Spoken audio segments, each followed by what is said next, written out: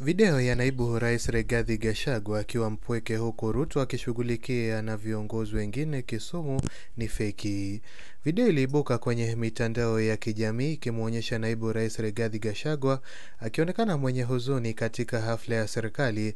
Video hiyo ilionyesha Rais William Ruto akifurahia nyakati nyepesi na viongozi wengine. Hata hivyo, daftari limeweza kubaini kuwa video hiyo inayovuma ilihaririwa, kwani picha zinazoshirikishwa na Ikulu ya Kenya haziungi mkono maudhui ya video hiyo.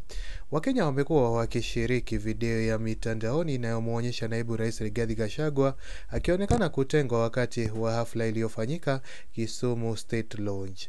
Mnamo Jumatatu Oktoba 9, Rais William Ruto alitia saini mswada wa binafsishaji mwaka 2023 kuwa sheria katika hafla fupi katika jimbo la Kisumu Lodge. Hafla hiyo ilishuhudiwa na Gachagua, spika wa bunge la kitaifa Moses Wetangula, mwanasheria mkuu Justin Muturi, makatibu wa baraza la mawaziri Eliud Owalo na kiongozi wa wengi Kimani Ichung'wah.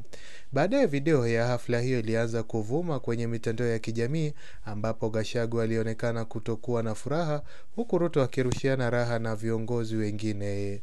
Video hiyo iliyosambaa mitandaoni ilionyesha Ruto, Wetangula na Ichung'wah wakishikilia mswada uliotiwa saini kwa furaha huku naibu rais akisimama mwisho. Klipu hiyo pia ilionyesha Gachagua akionekana kuwa na huzuni huku rais na spika wa bunge wakirushiana maneno machache.